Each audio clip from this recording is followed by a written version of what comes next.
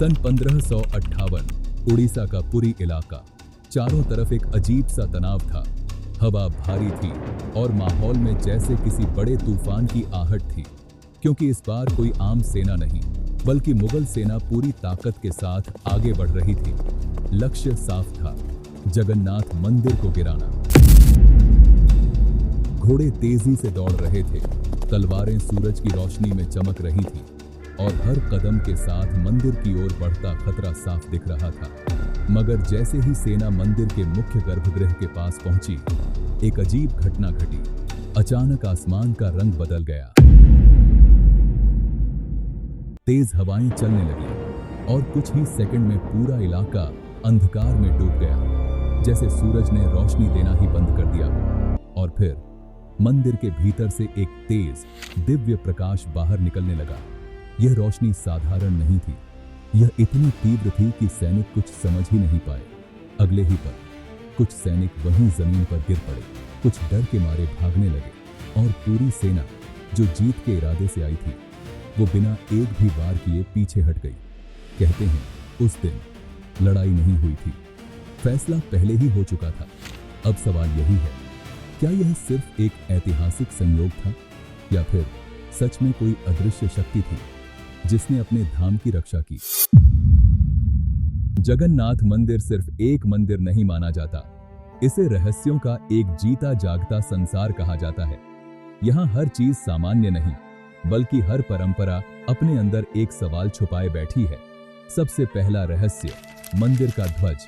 कहा जाता है कि मंदिर का झंडा हमेशा हवा के विपरीत दिशा में लहराता है, जैसे हवा भी किसी अदृश्य नियम के सामने झुक जाती हो। और सिर्फ इतना ही नहीं, मंदिर के ऊपर लगा सुदर्शन चक्र ऐसा दिखता है कि आप उसे किसी भी दिशा से देखें, वो हमेशा आपको ही देख रहा होता है, जैसे उसकी नजर हर कोण से एक ही बिंदु पर टिकती हो। अब बात करते हैं रथ यात्रा की। यहाँ हर साल होने वाला आयोजन सिर्फ एक परंपरा नहीं, बल्कि आस्था का सबसे बड़ा प्रदर्शन माना जाता है। लेकिन इतिहास में इस यात्रा को रोकने की कोशिशें भी हुईं और हर बार लोगों ने इसे अपने विश्वास की ताकत से बचाया। कहा जाता है, जब आस्था सड़कों पर उतरती है तो फैसले सरकारें नहीं करती। अब आते हैं एक और रहस्य पर, मंदिर की सीढ़ियां। मंदिर में कुल 22 सीढ़ियां हैं, लेकिन उनमें से तीसरी सीढ़ी को सबसे खास और रहस्यमय माना जाता है। इसे यमशिला कहा जाता है। मान्यता है कि इस सीढ़ी पर पैर रखना शुभ नहीं माना जाता, क्योंकि इससे जुड़ी कथाएं बहुत गहरी और रहस्यमय हैं। कुछ लोग इसे आध्यात्मिक सीमा कहते हैं, तो कुछ इसे अदृश्य शक्ति का संकेत मानते हैं। और अब सबसे चौंकाने वाला रहस्य, मंदिर की रसोई। यहाँ खाना सिर्फ पकाया नहीं जाता, बल्कि मानो एक नियम के खिलाफ घटना घटती है। 7 बर्तनों को एक के ऊपर एक रखा जाता है और हैरानी की बात यह है कि ऊपर वाला बर्तन पहले पक जाता है। यह बात सुनकर विज्ञान भी एक पल के लिए रुक जाता है। यहाँ हर दिन हजारों लोगों के लिए भोजन बनता है, लेकिन कभी न तो भोजन कम पड़ता है और न ही कभी बर्बाद होता है।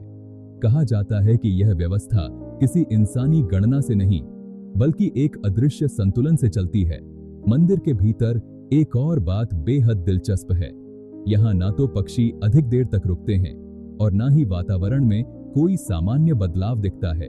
हर चीज जैसे किसी नियम में बंधी हुई हो, जो इंसानी समझ से कहीं आगे है। और इसी कारण लोग कहते हैं, यह जगह सिर्फ पूजा का स्थान नहीं, बल्कि एक ऐसी दुनिया है जहां हर जवाब के साथ एक नया सवाल जन्म लेता है। अब कहानी पहुंचती है उस रहस्य तक, जिसे सुनकर आस्था और विज्ञान दोनों एक पल के लिए रुक जाते हैं। जगन्नाथ मंदिर के भीतर एक ऐसी परंपरा है जिसे नवकलेवर कहा जाता है। यह कोई साधारण धार्मिक प्रक्रिया नहीं, बल्कि मान्यता के अनुसार यह भगवान के शरीर परिवर्तन का अनुष्ठान है। हर 12 साल में पुरानी मूर्तियों को हटाकर नई मूर्तियां स्थापित की जाती हैं। लेकिन कहा जाता है कि इस प्रक्रिया में जो सबसे महत्वपूर्ण चीज है, वह मूर्तियां नहीं, बल्कि ब्रह्म पदार्थ है। इसी को लेकर मान्यता है कि यह वही तत्व है जिसे भगवान श्री कृष्ण के हृदय से जोड़ा जाता है। इसे ही ब्रह्म पदार्थ कहा जाता है। कहा जाता है कि यह कोई साधारण वस्तु नहीं, बल्कि एक ऐसी ऊर्जा है जो कभी नष्ट नहीं होती।